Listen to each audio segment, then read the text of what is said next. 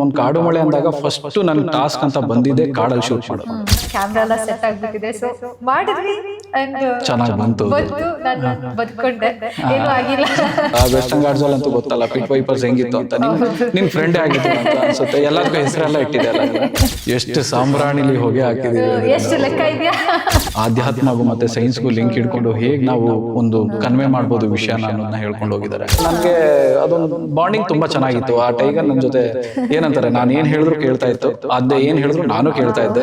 ನಮ್ಮ ಕರ್ನಾಟಕದಲ್ಲಿ ಅಂತ ಅದ್ಭುತ ಜಾಗಗಳಿದೆ ಅಂತ ನಮಗೂ ಗೊತ್ತಾಗಿದೆ ಅವಾಗ. ನಾನು ಯೂಟ್ಯೂಬ್ ಅಲ್ಲಿ ನೋಡ್ತಾ ಇದ್ದೆ, ಇವಾಗ್ಲೂ ಕಾಮೆಂಟ್ಸ್ ಇದೆ 3 years old ಟ್ರೇಲರ್ಗೆ ಯಾವಾಗ ಬಿಡ್ತೀರಾ ಸ್ವಲ್ಪ ಪ್ರಮೋಷನ್ ಮಾಡಿ ಅಂತ.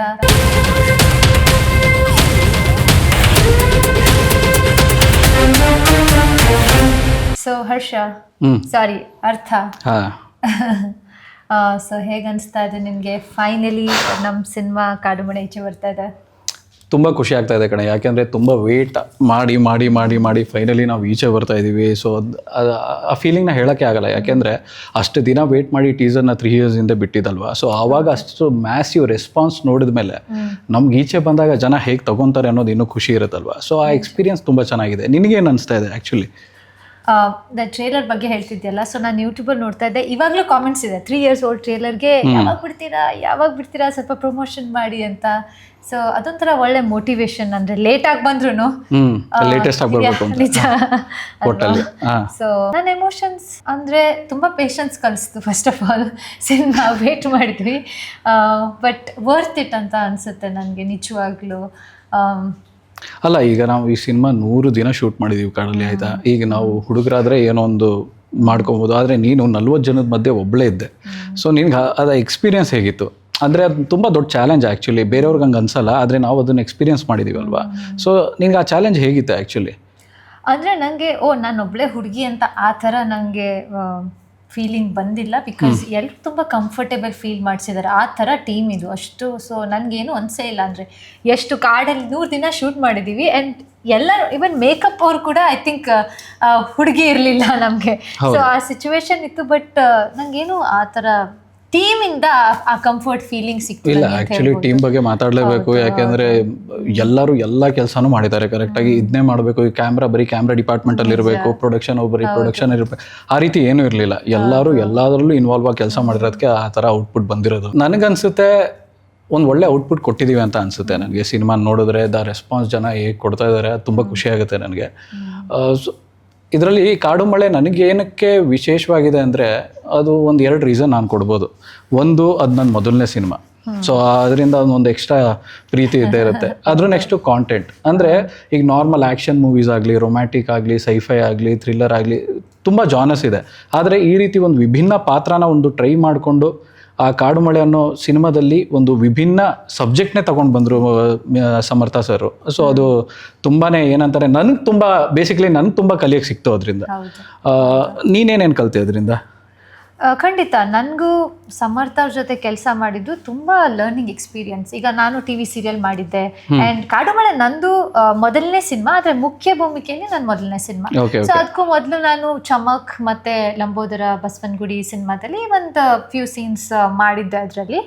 ಬಟ್ ಈ ಥರ ಒಂದು ಮೇನ್ ಲೀಡ್ ರೋಲಲ್ಲಿ ಇಷ್ಟು 100 days ಶೂಟಿಂಗ್ ಎಕ್ಸ್ಪೀರಿಯನ್ಸ್ ಒಂದು ಮೂವಿಯಲ್ಲಿ ಅಂದರೆ ಅದು ಫಸ್ಟ್ ಟೈಮರ್ಗೆ ಐ ಥಿಂಕ್ ನಂಗೆ ತುಂಬ ಅಂದರೆ ತುಂಬ ಖುಷಿ ಆಯಿತು. ಆ್ಯಂಡ್ ಅಫ್ಕೋರ್ಸ್ ಚಾಲೆಂಜಿಂಗ್ ಇದ್ದೇ ಇರುತ್ತಲ್ವ. ಅದು ಫಸ್ಟ್ ಅಂದ ತಕ್ಷಣ ಈಗ ನೀನು ಎಲ್ಲರೂ ಹುಟ್ತಾನೆ ಎಲ್ಲ ಕಲ್ತ್ಕೊಂಡು ಬರಲ್ಲ.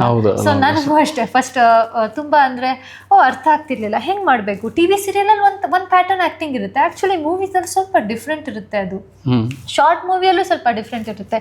ಸೊ ಅದಕ್ಕೆಲ್ಲ ಅದು ಆ ಟೆಕ್ನಿಕ್ಯಾಲಿಟೀಸ್ ನಾವು ಕಲ್ತ್ಕೋಬೇಕಾಗುತ್ತೆ. ಸೊ ನಾವು ಆ್ಯಕ್ಟಿಂಗ್ ಮಾಡಬೇಕಾದ್ರೂ ಜಸ್ಟ್ ಇಲ್ಲಿ ತಿರುಗಿದ್ದೀವಿ ಅಂತ ಹಿಂಗೆಲ್ಲ ತಿರ್ಗಕ್ಕೆ ಆಗಲ್ಲ. ಸೊ ಆ ಥರದ್ದೆಲ್ಲ ಫ್ರೇಮಿಂಗ್ ಹೆಂಗೆ ಅದೆಲ್ಲ ಕಲ್ತ್ಕೋಬೇಕು.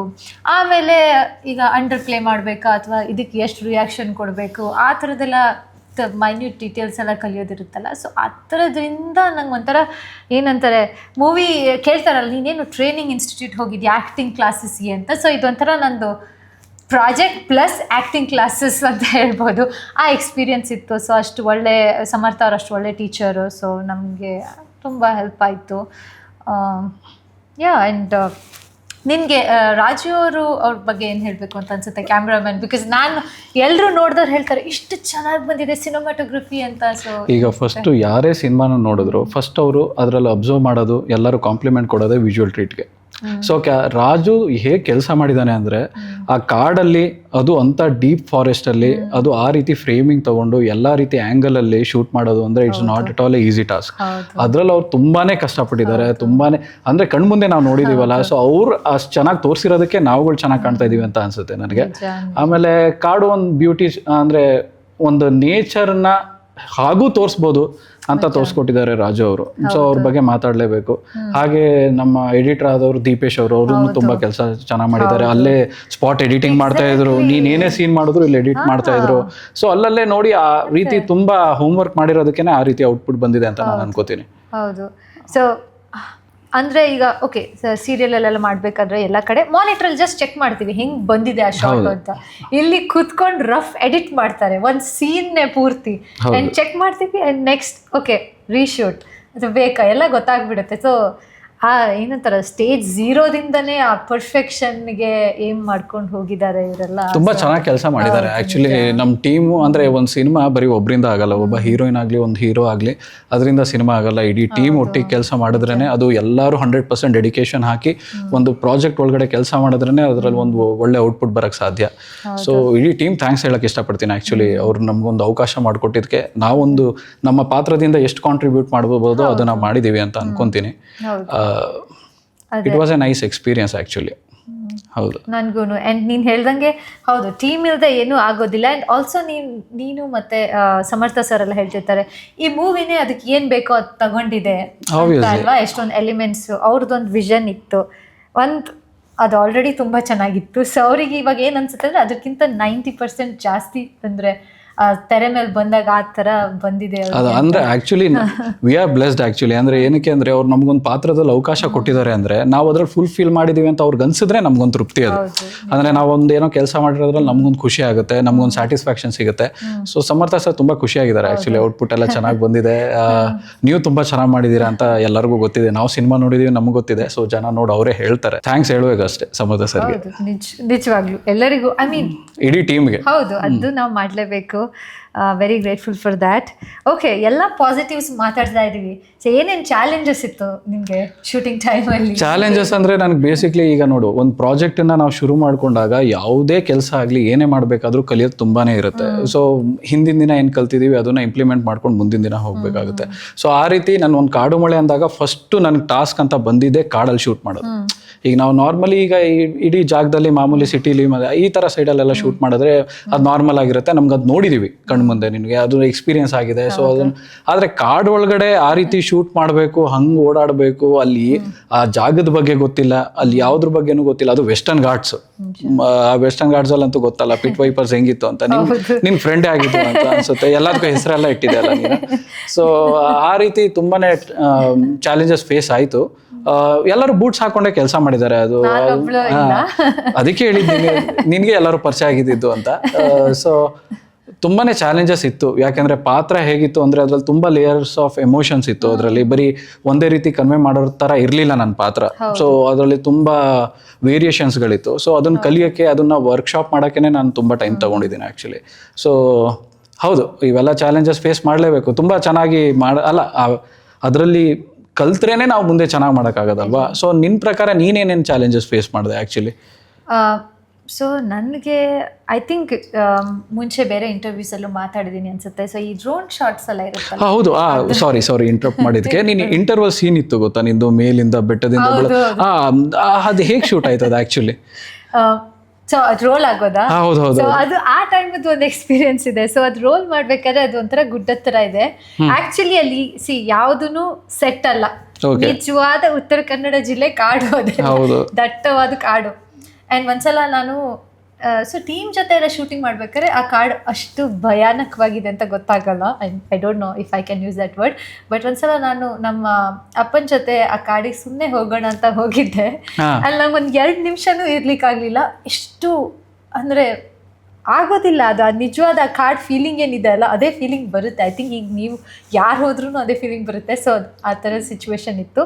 ಸೊ ರಿಯಲ್ ಕಾಡು ಅಂತ. ಆ್ಯಂಡ್ ಅಲ್ಲಿ ನೀವು ಕೇಳಿದ ಕ್ವಶನ್ಗೆ ಸೊ ಗುಡ್ಡದಿಂದ ಹಿಂಗೆ ರೋಲ್ ಮಾಡ್ಕೊಂಡು ಬೀಳೋದಿದೆ. ಸೊ ಅದೊಂದು ಸೀನ್ ಇದೆ, ತುಂಬ ಡಿಸ್ಕ್ಲೋಜರ್ ಬೇಡ. ಸೊ ಆವಾಗ ಫಸ್ಟ್ ಒಂದ್ಸಲ ನಾವು ಹಿಂಗೆ ಚೆಕ್ ಮಾಡ್ಕೋತೀವಲ್ಲ ಎಲ್ಲ ಓಕೆನಾ ಅಂತ ಮಾನಿಟರ್ ನೋಡ್ಬೇಕಾದ್ರೆ ನೋಡ್ತಿದ್ದೀವಿ, ಅಲ್ಲೊಂದು ವೈಪರ್ಸ್ ನನ್ನ ಬೆಸ್ಟ್ ಫ್ರೆಂಡು ಹಿಂಗೆ ಕಲ್ಲು ಹಾಕ್ಕೊಂಡು ಮಲ್ಕೊಂಡಿತ್ತು. ಸೊ ಆಮೇಲೆ ನಮ್ಮದು ಟೀಮ್ ಅವರು ಕೋಲ್ ತಗೊಂಡೋಗಿ ಅದನ್ನು ಎಸ್ದು ಬಿಟ್ಟು ಬಂದು ಆಮೇಲೆ ಓಕೆ ರೋಲ್ ಮಾಡಿ ಇವಾಗ ಅಂತ. ಸೊ ಆವಾಗ ನನ್ನ ತಲೆಯಲ್ಲಿ ಇದ್ರ ಮಧ್ಯದೊಳಗೆ ಡ್ರೈ ಎಲೆಗಳು ಫುಲ್ ಕವರ್ ಆಗಿಬಿಟ್ಟಿದೆ, ಅದ್ರ ಮಧ್ಯದಲ್ಲಿ ನಾನು ಇದ್ರೆ ಅಂತ ಒಂದು ಥಾಟ್ ಬರುತ್ತಲ್ಲ.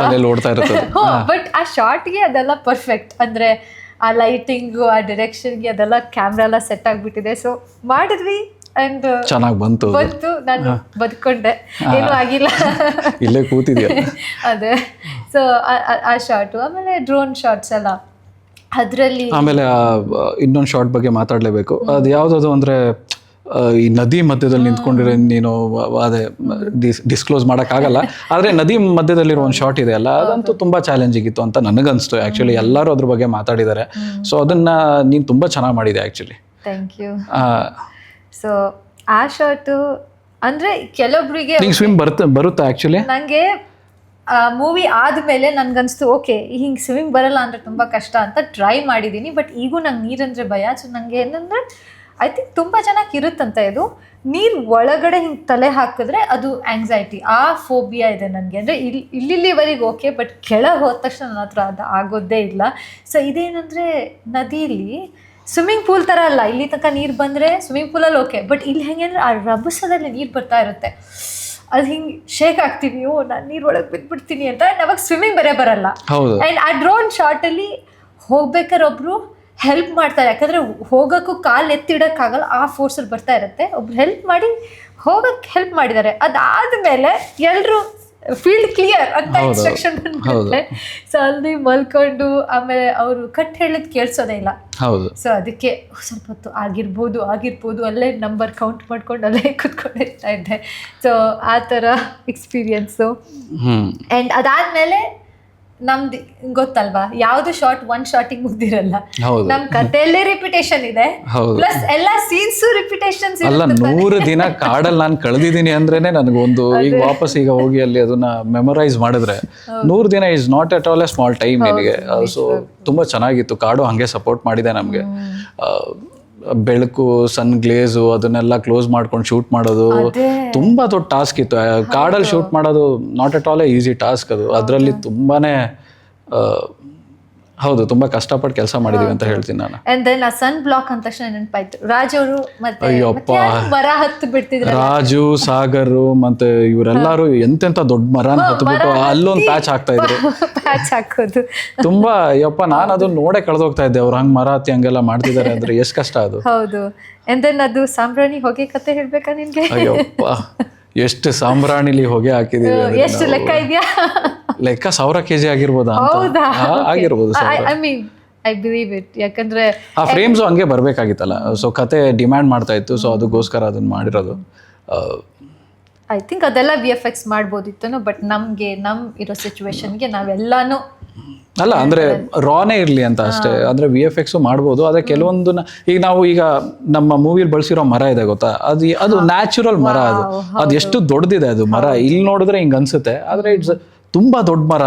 ಅದನ್ನ ಸೆಟ್ ಹಾಕಿದೀವಿ ಅಂತ ಅನ್ಸುತ್ತೆ, ಆದ್ರೆ ಅದು ನ್ಯಾಚುರಲ್ ಮರ ಅಂತ ಯಾರಿಗೂ ಗೊತ್ತಾಗಲ್ಲ ಅದು. ಸೊ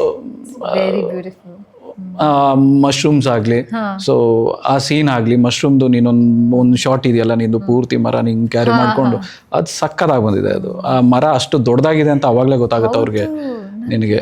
ಹೌದು, ಅಂದ್ರೆ ಅಲ್ಲಿ ಏನು ಸೆಟ್ಟೇ ಅಲ್ವಾ ಅಲ್ಲ. ಅಂದ್ರೆ ಆ ಮೂವಿ ನೋಡಿದಾಗ ವಾವ್ ಹಿಂಗಿದೆ ಅಂತ ಅನ್ಸುತ್ತೆ. ಬಟ್ ಆಕ್ಚುಲಿ ನೀವು ಆ ಕಾಡಿಗೆ ಹೋಗಿ ಆ ಮರ ನೋಡಿದ್ರು ಅದೇ ಫೀಲಿಂಗ್ ಬರುತ್ತೆ. ಅದು ಹಂಗೆ ಇದೆ, ಅಷ್ಟೇ ದೊಡ್ಡದಿದೆ ಅದು.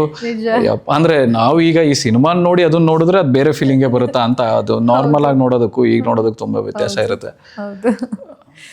ಆಮೇಲೆ ಸಮರ್ಥ ಸರ್ ಹೇಳ್ಕೊಡ್ತಾ ಇದ್ದಿದ್ದಾಗ್ಲಿ, ಈಗ ನೀನಾಗ್ಲಿ ನಾನಾಗ್ಲಿ ಫ್ರೆಶರ್ಸ್ ಅಂದ್ರೆ ಆಬ್ವಿಯಸ್ಲಿ ಅವ್ರು ಈ ತರ ಮಾಡಬೇಕು, ಆ ರೀತಿ ಮಾಡಬೇಕು ಅನ್ನೋದನ್ನೆಲ್ಲ ಹೇಳ್ಕೊಟ್ಟು ಅದು ಅವ್ರ ಪೇಷನ್ಸ್ ಇಟ್ಕೊಂಡು ನಮ್ಮ ಹತ್ರ ಕೆಲಸ ತೆಗೆಸ್ಕೊಂಡಿದ್ದಾರೆ ಅನ್ನೋದೇ ದೊಡ್ಡ ವಿಷಯ. ನಿನ್ ಸಿನಿಮಾದಲ್ಲಿ ನಿನ್ ಬೆಸ್ಟ್ ಸೀನ್ ಅಂತ ಯಾವ್ದು ಅನ್ಸಿದ್ದು? ಅಂದ್ರೆ ನೀನ್ ಪರ್ಫಾರ್ಮ್ ಮಾಡಿರೋದ್ರಲ್ಲಾಗ್ಲಿ ನಿನ್ ಬೆಸ್ಟ್ ಸೀನ್ ಅಂದ್ರೆ ನನಗೆ ತುಂಬಾ ಕಲಿಯಕ್ ಸಿಕ್ತು, ನಂಗೆ ತುಂಬಾ ಇಷ್ಟ ಆಯ್ತು ಆ ಸೀನ್ ಅನ್ನೋದು ಯಾವ ಸೀನ್ ನಿಂದು? ನನಗೆ ಎಲ್ಲ ಸೀನ್ ಇಷ್ಟ ಆಯ್ತಾ? ಹಂಗೇನಿಲ್ಲ, ಕೆಲವೊಂದು ಸೀನ್ ನಂಗೆ ಅನ್ಸಿತ್ತು ಓಕೆ ಇನ್ನೊಂದು ಸ್ವಲ್ಪ ಚೆನ್ನಾಗಿ ಮಾಡ್ಬೋದಿತ್ತು ಅಂತ. ಬಟ್ ಕೆಲವೊಂದು ಸೀನ್ ಅಂದರೆ ಡಿಫ್ರೆಂಟ್ ಶೇಡ್ಸ್ ಇದೆ ಅಲ್ಲ ಮೀರಾದು, ಸೊ ಅದರಲ್ಲಿ ಒನ್ ಆಫ್ ದ ಶೇಡ್ಸ್ ಸ್ವಲ್ಪ ಸ್ಟ್ರಾಂಗರ್ ಶೇಡ್ಸ್ ಎಲ್ಲ ಕೆಲವೊಂದು ಇತ್ತಲ್ಲ, ಚೇಂಜ್ ಓವರ್ ಆ ಥರದ್ದು ನೀನೇ ನೋಡೋದು ಕಾಡಲ್ಲಿ, ಸೊ ಅದನ್ನ ಇಮ್ಯಾಜಿನ್ ಮಾಡ್ಕೊಂಡು ಪರ್ಫಾರ್ಮ್ ಮಾಡ್ಬೇಕಲ್ಲ, ಸೊ ಆ ಥರದ್ದು. ಬಟ್ ಸೀನ್ ಅಲ್ಲಿ ಐ ಥಿಂಕ್ ಕ್ಲೈಮ್ಯಾಕ್ಸ್ ಸೀನ್ಸ್ ಸುಮಾರು, ಅಂದ್ರೆ ಕ್ಲೈಮ್ಯಾಕ್ಸ್ ಅಂತ ಅನ್ಸುತ್ತಲ್ಲ ಆ ಥರದ ಸುಮಾರು ಸೀನ್ಗಳು ಇಷ್ಟ ಆಗಿದೆ. ಅಂದ್ರೆ ಈಗ ನಿನ್ ಜೊತೆ ಮಾತಾಡೋ ಸೀನ್ಸ್ ಇದೆ, ಅಥವಾ ಈ ರಿಯಲೈಸೇಷನ್ನು ಅಥವಾ ಏನೇನಾಗ್ತಿದೆ ಕಾಡಲ್ಲಿ ಅಂತ ಒಂದು ರಿಯಲೈಸೇಷನಿಗೆ ಬರ್ತೀವಲ್ಲ ಆ ಥರದ್ದು ಸೀನ್ಸು ಅದೆಲ್ಲ ನಂಗೆ ಇಷ್ಟ ಆಯಿತು. ಆ್ಯಂಡ್ ದ ಫೈನಲ್ ಕ್ಲೈಮ್ಯಾಕ್ಸ್ ಕೂಡ ಐ ಥಿಂಕ್ ಅದೆಲ್ಲ ನಂದು ಇಷ್ಟ. ಆ್ಯಂಡ್ ಮಳೆಯಲ್ಲಿ ಶೂಟ್ ಮಾಡಿದ್ದೀವಲ್ಲ ಅದು ನನಗೆ ತುಂಬ ಇಷ್ಟ ಆಯಿತು. ನನಗೂ ಅಷ್ಟೇ ಹೈಲೈಟ್ ಸೀನ್ಸ್ ಅಂತ ಹೇಳಿದ್ರೆ ಫಸ್ಟ್ ನಾನು ಥ್ಯಾಂಕ್ಸ್ ಹೇಳೋದು ಕಾರ್ತಿಕ್ ಸರ್ಗೆ. ಯಾಕೆಂದ್ರೆ ತುಂಬಾ ಚೆನ್ನಾಗಿ ಬರವಣಿಗೆ ಮಾಡಿದ್ದಾರೆ, ತುಂಬಾ ಲಾಜಿಕ್ ವೈಸ್ ಅಲ್ಲಿ ಎಕ್ಸ್ಪ್ಲೇನ್ ಮಾಡ್ಕೊಂಡು ಹೋಗಿದ್ದಾರೆ. ಏನು ಅಂದ್ರೆ ಆಧ್ಯಾತ್ಮಗೂ ಮತ್ತೆ ಸೈನ್ಸ್ಗೂ ಲಿಂಕ್ ಇಟ್ಕೊಂಡು ಹೇಗೆ ನಾವು ಒಂದು ಕನ್ವೆ ಮಾಡ್ಬೋದು ವಿಷಯನ ಅನ್ನೋದನ್ನ ಹೇಳ್ಕೊಂಡು ಹೋಗಿದ್ದಾರೆ. ಸೊ ಅದು ನನಗೆ ಸಿಕ್ಕಿತ್ತು, ಅದನ್ನ ಎಕ್ಸ್ಪ್ಲೇನ್ ಮಾಡುವಂಥ ಅವಕಾಶ ಅನ್ನೋದು ನಂಗೆ ತುಂಬಾ ಖುಷಿ ಇದೆ. ಸೊ ಅಂಥ ಸೀನ್ಗಳೆಲ್ಲ ನಂಗೆ ತುಂಬಾ ಇಷ್ಟ ಆಯಿತು. ಆಮೇಲೆ ಆಬ್ವಿಯಸ್ಲಿ ಬೇರೆ ಬೇರೆ ಶೇಡ್ಸ್ ಇರೋದ್ರಿಂದ ಎಲ್ಲ ರೀತಿ ಪರ್ಫಾರ್ಮ್ ಮಾಡೋಕ್ಕೂ ಅವಕಾಶ ಸಿಕ್ತು ನನಗೆ. ಹೌದು, ಹೈಲೈಟ್ ಪಾಯಿಂಟ್ಸ್ ತುಂಬಾನೇ ಇದೆ. ಮಳೆ ಸೀನ್ ಆಗಲಿ, ಅದಾದ್ಮೇಲಿಂದ ಇಂಟರ್ವಲ್ ಬ್ಲಾಕ್ ಆಗಲಿ, ಅದು ಬಿಟ್ಟರೆ ನಮ್ಮಿಬ್ರದ್ದು ಫಸ್ಟ್ ಮೀಟ್ ಮಾಡೋ ಸಿಚುವೇಶನ್ನು, ಆಮೇಲೆ ನಾನು ನಿನ್ಗೆ ಎಕ್ಸ್ಪ್ಲೇನ್ ಮಾಡ್ತಿರೋದು, ಸೊ ಅದೆಲ್ಲ ಸೀನ್ಸ್ ಎಲ್ಲ ತುಂಬಾನೇ ಚೆನ್ನಾಗಿ ಬಂದಿದೆ ಅಂತ ನಾನು ಹೇಳ್ತೀನಿ. ನನಗೂ ತುಂಬಾ ಇಷ್ಟ ಆಯ್ತು. ಬೇಸಿಕ್ಲಿ ಅದು ನಾನು ತುಂಬಾ ಕಲ್ತಿದ್ದೀನಿ ಅದರಿಂದ. ನಿಂದು ನಾಯಿ ಜೊತೆ ಸುಮಾರು ಶೂಟಿಂಗ್ ಸುಮಾರು ಸೀನ್ಸ್ ಇದೆ ನಿಂದು, ಅದು ಹೇಳಲೇಬೇಕು. ಯಾಕೆಂದ್ರೆ ಒಂದು ಪ್ರಾಣಿ ಜೊತೆ ನಾವು ಒಂದು ಶೂಟ್ ಮಾಡ್ತಾ ಇದೀವಿ ಅಂದ್ರೆ ಅದ್ರ ಒಂದು ತುಂಬಾನೇ ಚಾಲೆಂಜಸ್ ಇರುತ್ತೆ. ಯಾಕಂದ್ರೆ ಅದಕ್ಕೆ ಅರ್ಥ ಮಾಡಿಸ್ಬೇಕು ನಾವು ಯಾವ ಸೀನ್ ಮಾಡ್ತಾ ಇದೀವಿ ಅನ್ನೋದು. ಅದೇ ದೊಡ್ಡ ಟಾಸ್ಕ್ ಆಗಿತ್ತು ನನಗೆ ಮತ್ತೆ ಸಮರ್ಥ ಸರ್ಗೆ. ಆಕ್ಚುಲಿ ನನ್ನ ಹಿಂದೆ ಅದು ಬರುತ್ತೆ, ಚೇಸ್ ಮಾಡುತ್ತೆ. ನಿಂದು ಚೇಸ್ ಇದೆ, ನಂದು ಚೇಸ್ ಇದೆ. ಅದಾದ್ಮೇಲಿಂದ ಅದು ನಾವು ಹೇಗೆ ಓಡ್ತೀವೋ ಹಾಗೆ ಬರ್ಬೇಕಾಗುತ್ತೆ. ನಾವೆಲ್ಲರೂ ಇದ್ರೆ ಅದು ನನ್ನ ಜೊತೆ ರಿಯಾಕ್ಟ್ ಮಾಡ್ಬೇಕಾಗುತ್ತೆ. ಸೊ ಸಖತ್ತಾಗಿತ್ತು ಆ ಸೀನ್ನ ಶೂಟ್ ಮಾಡ್ಬೇಕಾದ್ರೆ. ತುಂಬಾನೇ ಖುಷಿ ಆಯ್ತು. ಯಾಕೆಂದ್ರೆ ಒಂದು ಪ್ರಾಣಿ ನಮ್ಮ ಜೊತೆ ಇಂಟ್ರಾಕ್ಟ್ ಮಾಡ್ತಾ ಇದೆ ಅನ್ನೋದೇ ದೊಡ್ಡ ವಿಷಯ ಅಲ್ವಾ. ಸೊ ಅದು ಕಾಡಲ್ಲಿ ಕಾಡಲ್ಲಿ ಡೈವರ್ಷನ್ಸ್ ತುಂಬಾ ಇರುತ್ತೆ ಪ್ರಾಣಿಗಳಿಗೆ. ಅದು ಎಲ್ಲಿ ಬೇಕಾದ್ರೂ ಓಡೋಗ್ಬೋದು. ಅದನ್ನೆಲ್ಲ ನಾವು ಎಳ್ದು ಪುನಃ ಬಂದು ಕೂರಿಸಿ ಸೊ ಆ ಕೆಲಸ ಮಾಡಿಸ್ಕೊಂಡಿದ್ದು ತುಂಬಾ ಚೆನ್ನಾಗಿತ್ತು. ಆಮೇಲೆ ನಂದು ತುಂಬಾ ಸೀನ್ಸ್ ಇದೆಯಲ್ಲ ಅದ್ರ ಜೊತೆ, ಸೊ ನನಗೆ ಅದೊಂದು ಬಾಂಡಿಂಗ್ ತುಂಬಾ ಚೆನ್ನಾಗಿತ್ತು. ಆ ಟೈಗರ್ ನನ್ನ ಜೊತೆ ಏನಂತಾರೆ, ನಾನು ಏನು ಹೇಳಿದ್ರು ಕೇಳ್ತಾ ಇತ್ತು, ಅದೇ ಏನು ಹೇಳಿದ್ರು ನಾನು ಕೇಳ್ತಾ ಇದ್ದೆ. ಸೊ ಹಂಗೆ ಬಾಂಡಿಂಗ್ ಆಗಿತ್ತು. ಅಂದ್ರೆ ಟ್ರೈನರ್ಸ್ ಎಲ್ಲ ಇದ್ದು ನೀವೆಲ್ಲ 2 ನಾಯಿ ಜೊತೆ ಶೂಟ್ ಮಾಡಿದ್ಯಾ? ಇಲ್ಲ, ಆಕ್ಚುಲಿ 3 ನಾಯಿ ಬಂದಿತ್ತು ನಿಮಗೆ. 3 ನಾಯಿಗಳು ಬಂದಿತ್ತು. ಒಂದು ಸಪೋರ್ಟ್ ಆಗ್ಲಿಲ್ಲ, ಅದಾದ್ಮೇಲೆ ಇನ್ನೊಂದು, ಅದಾದ್ಮೇಲೆ ಇನ್ನೊಂದು ಬಂತು. ಸೊ ಅದ್ರ ಎಲ್ಲರ ಜೊತೆನೂ ನಾವು ಅದ್ರ ಜೊತೆ ಬಾಂಡಿಂಗ್ ಬೆಳೆಸ್ಕೊಂಡು ಸೀನ್ಸ್ ನ ಶೂಟ್ ಮಾಡ್ಬೇಕು ಅನ್ನೋದೇ ದೊಡ್ಡ ಚಾಲೆಂಜ್ ಆಗಿತ್ತು. ಚೆನ್ನಾಗೂ ಬಂತು. ಎಲ್ಲ ಸೀನ್ಸ್ಗಳಿಗೂ ಸಪೋರ್ಟ್ ಮಾಡಿ ಟೈಗರ್ ಅನ್ನೋ ಜರ್ಮನ್ ಶೆಪರ್ಡ್ನ ಬಳಸಿದೀವಿ. ತುಂಬಾ ಚೆನ್ನಾಗಿದೆ ಅದು. ಸೊ ಹಾಗೆ ಔಟ್ಪುಟ್ ಬಂದಿದೆ, ನೀನು ನೋಡಿದೆಯಲ್ಲ. ಸೊ ತುಂಬಾ ಇಷ್ಟ ಆಯ್ತು ಆ ಚೇಸಿಂಗ್ ಇದೆಲ್ಲ. ನನ್ನ ಫೋಟೋಸ್ ನೋಡಿದ್ರೆ ತುಂಬಾ ಚೆನ್ನಾಗಿತ್ತು. ಹೌದು, ಒಳ್ಳೆ ಎಕ್ಸ್ಪೀರಿಯನ್ಸ್ ನಾಯಿ ಜೊತೆ. ಅಂದ್ರೆ ಪ್ರಾಣಿಗಳ ಜೊತೆ ಫಿಲ್ಮಿಂಗ್ ಮಾಡೋ ಎಕ್ಸ್ಪೀರಿಯನ್ಸ್. ಅದು ಕಾಡಲ್ಲಂತೂ ಬರೀ ನಾಯಿ ಇರಲಿಲ್ಲ, ಪಿಟ್ ವೈಪರ್ಸ್ ಇತ್ತು, ಲೀಚಸ್ ಇತ್ತು, ಅದಾದ್ಮೇಲೆ ಜಿಂಕೆಗಳು ನೋಡಿದ್ವಿ ಸುಮಾರು ಕಡೆ ನಾವು. ವೇಟ್, ನೀನ್ ಜಿಂಕೆ ನೋಡಿದ್ಯಾ? ನಂಗೆ ಅದು ಸಿಕ್ಕಿಲ್ಲ. ನಂಗೆ ಬೇರೆ ಪ್ರಾಣಿಗಳು. ನೀನು ಹುಲಿ ನೋಡಿದೀನಿ ಅಂತೆಲ್ಲ ನೀನು. ಅದು ಆಕ್ಚುಲಿ ಅದು ಹೆಂಗಾಯ್ತು ಅಂದ್ರೆ ನಾವು ಒಂಥರ ಇದರಲ್ಲಿ ಜೀಪಲ್ಲಿ ಕುತ್ಕೊಂಡಿದೀವಿ. ನಮ್ಮ ಶಾರ್ಟ್ ನಿನ್ ಶಾರ್ಟ್ ನಡೀತಾ ಇತ್ತು. ಸೊ ನಾವು ಜೀಪಲ್ಲಿ ಕುತ್ಕೊಂಡಿದೀವಿ, ಯಾರೂ ಇಲ್ಲ. ಕುತ್ಕೊಂಡಿದ್ದಾಗ ಒಂದು ಸಡನ್ ಆಗಿ ಇಟ್ ವಾಸ್ ನಾಟ್ ಲೈಕ್ ಆ ಕಾಡಲ್ಲಿ ನಮ್ದು ಶೂಟಿಂಗ್ ನಾಯಿ ಬಿಟ್ರೆ ಬೇರೆ ಯಾವ ನಾಯಿನೂ ಇಲ್ಲ, ಯಾವುದೂ ಇದಲ್ಲ, ಜಿಂಕೆನೂ ಎಲ್ಲ ಗೊತ್ತಾಗ್ಬಿಡುತ್ತಲ್ಲ. ನಂಗೆ ಹುಲಿ ನೋಡಿದಾಗ ಆಯ್ತು, ಅಂದರೆ ಏನೋ ಬೇರೆ ಆ ಥರ ಪ್ರಾಣಿ. ಸೊ ಭಯ ಬಿದ್ದುಬಿಟ್ವಿ. ಅದಾದಮೇಲೆ ಅಯ್ಯೋ ಹೆಂಗೆ ಹೊರಗೆ ಹೋಗೋದು, ಬಾತ್ರೂಮಿಗೆ ಹೆಂಗೆ ಹೋಗೋದು, ಬಾತ್ರೂಮ್ ಅಂತೂ ಇಲ್ಲ ತಾನೇ ಕಾಡಲ್ಲಿ. ಸೊ ಬಾತ್ರೂಮ್ ಹೆಂಗೆ ಹೋಗೋದು ಅಂತ ಒಂದು ಸ್ವಲ್ಪ ಭಯ ಇತ್ತು. ಆ್ಯಂಡ್ ಬರ್ತಾ ಅದು ಆ್ಯಕ್ಚುಲಿ ನಾವು ಹೋಗ್ತಾ ಆ ಕಾಡು ಫ್ರೆಂಡೇ ಆಗೋಯ್ತು ಅಂತ ನಮಗೆ ಏನು ದೊಡ್ಡ ಭಯ ಆಗಲಿಲ್ಲ. ಬರ್ತಾ ಸ್ಟಾರ್ಟಿಂಗ್ ಒಂದು 20 days ನಾವು ಅದನ್ನು ಅನುಭವಿಸಿದ್ದೀವಿ. ಅದಾದ್ಮೇಲಿಂದ ಅದು ಸಪೋರ್ಟ್ ಮಾಡ್ತು ಅಂತ ನೇಚರ್ ಅದಕ್ಕೆ ಅರ್ಥ ಆಯಿತು. ಓಕೆ, ಸಿನಿಮಾ ಮಾಡ್ತಿದ್ದಾರೆ, ಯಾರಿಗೂ ಏನು ತೊಂದರೆ ಕೊಡಲ್ಲ, ಸಿನಿಮಾ ಮಾಡ್ಕೊಂಡು ಹೋಗ್ತೀವಿ ಅಂತ. ಹೌದು. ಈಗ ಬರೋದಾದರೆ, ಈಗ ಜನ ನಮ್ಮ ಸಿನಿಮಾನ ಏನಕ್ಕೆ ನೋಡಬೇಕು? ನಿನ್ನ ಪ್ರಕಾರ ಏನು ಹೇಳ್ತೀಯ ಇದಕ್ಕೆ? Good question.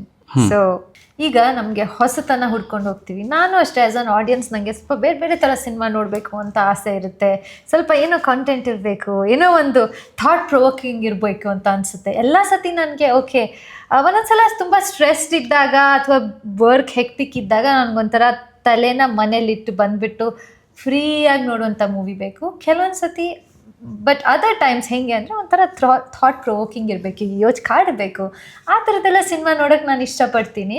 ಸೊ ಈ ಸಿನಿಮಾ ಐ ಥಿಂಕ್ ಆ ಥರ ಎಲ್ಲ ಆಡಿಯನ್ಸ್ಗೂ. ಆ್ಯಂಡ್ ಕನ್ನಡದ ಸಿನಿಮಾ ಆ್ಯಂಡ್ ಉತ್ತರ ಕನ್ನಡ ಜಿಲ್ಲೆಯಲ್ಲೇ ಪೂರ್ತಿ ಶೂಟಿಂಗ್ ಆಗಿದೆ, ಎಲ್ಲ ಕರ್ನಾಟಕದಲ್ಲೇ ಆಗಿರೋದು. ನಿಜವಾದ ಕಾಡು, ಯಾವುದು ಸೆಟ್ ಇಲ್ಲ. ಸೊ ಈ ಥರ ಕನ್ನಡದ ಅಭಿಮಾನಿಗಳಿಗೂ ಇದೊಂದು ಹೊಸ ಪ್ರಯತ್ನ ಆ್ಯಂಡ್ ಐ ಥಿಂಕ್ ಸಕ್ಸಸ್ಫುಲ್ ಪ್ರಯತ್ನ ಅಂತ ನನಗನ್ಸುತ್ತೆ. ಬಟ್ ನೀವು ಖಂಡಿತ ಥಿಯೇಟರ್ಗೆ ಹೋಗಿ ಸಿನಿಮಾ ನೋಡ್ಕೊಂಬನ್ನಿ.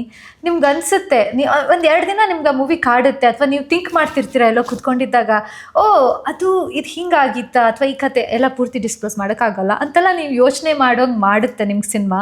ಆ್ಯಂಡ್ ನೀವು ಇನ್ನೊಂದು ಸತಿ ಸಿನಿಮಾ ಮತ್ತೆ ನೋಡ್ತೀರಾ ಅನಿಸುತ್ತೆ ಅವಾಗ, ಅದೆಲ್ಲ ಲೇಯರ್ ಕರೆಕ್ಟಾಗಿ ಕನೆಕ್ಟ್ ಮಾಡಬೇಕು ಅಂದರೆ. ಸೊ ಖಂಡಿತ ನೀವು ಒಂದ್ಸಲ ಹೋಗಿ ನೋಡಿ ಬಂದರೆ ನೀವೇ 4 ಜನಕ್ಕೆ ಹೇಳ್ತೀರಾ ಅನ್ನೋ ಕಾನ್ಫಿಡೆನ್ಸ್ ನನಗಿದೆ. ಸೊ ದಯವಿಟ್ಟು ಆ ಪ್ರಯತ್ನ ಮಾಡಿ.